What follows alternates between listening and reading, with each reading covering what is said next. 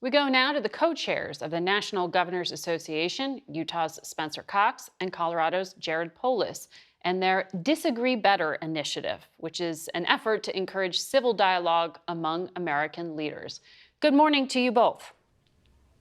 Good morning, Margaret. Well, we like trying to bring civility back to politics. Although I have to say, a lot of what's happening in the world makes that challenging, I think, at times for people. And one of those things I want to dive right into first with you, Governor Cox, and that is that the conflict in the Middle East right now has inflamed tensions in this country, arguments, and we're seeing it often play out on college campuses, for example. I know you told state colleges in Utah to remain neutral and stop commenting on current events. You said, I don't care what your position is on Israel and Palestine. I don't care what your position is on Roe versus Wade. We don't need our institutions to take a position on those things. That just sounds like agreeing not to disagree at all. No, it's the exact opposite. In fact, if you look at what we actually put out that was voted on unanimously by the Board of Higher Ed in our state, the institutions themselves need to be neutral so that we can have these disagreements. We want actually more disagreement on campus. There's a better way to do that. We can disagree without tearing each other apart. That was part of a free speech initiative that we're working on in this state. We want more students on campus to engage in this type of dialogue. We want more politics on campus. What's happening, sadly, across the United States is too many of our universities have not followed the Chicago principles that were put out many years ago. They come out with very strong statements that are very political statements and end up silencing dissent or disagreement on campuses. We want campuses to be a place of robust discussion. That's how it was when I was growing up. I think all of us had these wonderful experiences, and we want less cancel culture on campus. So free speech means that you have to allow for other people to disagree, even if those are very unpopular opinions. Governor Polis, is that how you've handled things in Colorado around this issue? Yeah, well, look, the other part of that, the second part is no matter what your beliefs, you should be safe, whether it's in a campus, whether it's in a city, regardless of how you express your opinion. You shouldn't be afraid to walk from one side of campus to another wearing a Jewish star around your neck, or if you happen to be a Muslim American. So there's an affirmative responsibility that, of course, our universities have, but also our cities and others. For instance, we just had a major Jewish conference, Jewish National Fund in Denver. Major effort, City of Denver, the state, to keep the conferees safe, and there was also room for people to demonstrate, and they were able to express their free speech, and no one was injured, and hopefully it led to a few conversations. But some would argue that there is a moral imperative to speak out. In the college town of Burlington, Vermont, we saw those 3 young men brutally shot. One may not walk again. Palestinian Americans. We've seen this spike in anti-Semitism well before October 7th, but even more so, it seems like a deluge afterwards. So how do you balance that in your messaging to the heads of the universities in your state? Yeah, I think it's very important, and what Governor Polis said is exactly that.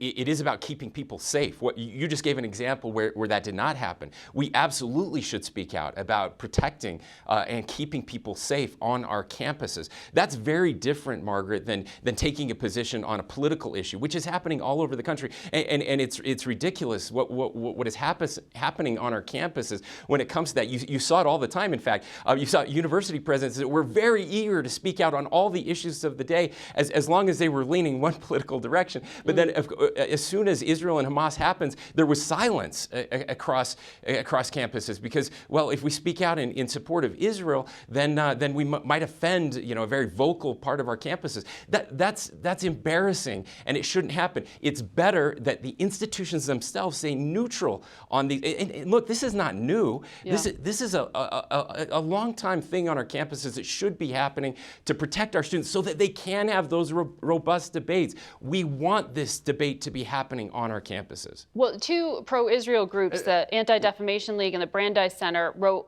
200 different university presidents asking them to investigate a group called Students for Justice in Palestine, arguing it's rhetorical support for Hamas. And Governor DeSantis of the state of Florida ordered the removal of support in state universities. That's triggered an ACLU lawsuit.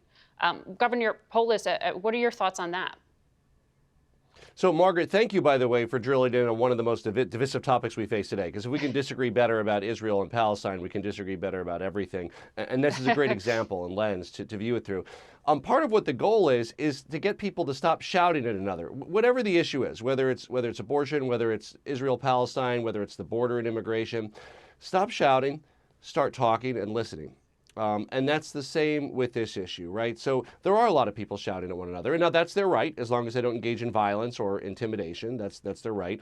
But I think everybody can have a more productive conversation if we try to get in the same room. What does a post October 6th Gaza look like? Who governs it? How can we have security commitments to the Palestinian people, the Israeli people? I think almost everybody who's pro-Israel cares deeply about the Palestinian people. A vast majority of people that are pro-independent Palestine do believe that there should be a Jewish state and that Jews have some role in being in Israel. So how do we have these conversations rather than shouting past one another over what is absolutely one of the most divisive issues of our time, both on campuses and in the broader community? Well, we'll see where that specific lawsuit goes.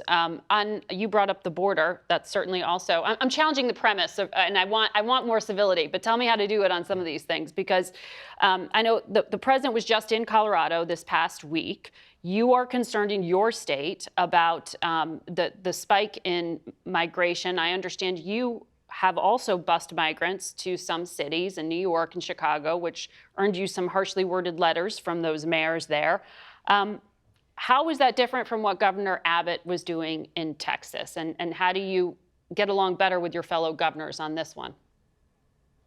Yeah, again, happy to discuss it on policy. Our role in Colorado was helping people get where they want to go. We're just north of Texas. People come up through, and obviously we're not going to detain them in Colorado. We've had about 2,000 or 3,000 Venezuelan refugees that have settled in our state. We've had tens of thousands that have moved on to where they're going. But again, I think you start with, how do we have a conversation about better security at the border? Democrats want that. Republicans want that. President Biden has proposed it. I hope that Congress acts and actually funds better border security. Now, the flip side is it's not easy. It's not a soundbite. It's not a flashy wall. Right. It's a thoughtful, high-tech approach to border security, asylum reforms, and immigration reform generally. There's a lot of common ground. In fact, with Governor Cox, we've been able to successfully start through the National Governors Association an immigration task force of governors, 6 Democrats, 6 Republicans. We are agreeing on principles around border security and immigration reform that will hopefully serve as an example for Congress. Governor Cox, quickly, have you gotten a response to some of those proposals from Congress? Yeah, we'll be putting those out shortly, putting those out publicly. But this is the perfect example. Again, a very divisive issue. We put Republicans and Democrats in a room together, and we start hashing it out. This is not about agreeing on everything. It's not about being nicer to each other, although we certainly need that. It really is about disagreeing in productive ways and finding common ground. We found an immense amount of common ground. We're still working through some of the details, but it's getting very close. We'll watch for that. Governors, thank you for disagreeing better. We appreciate it. Thank you, Margaret.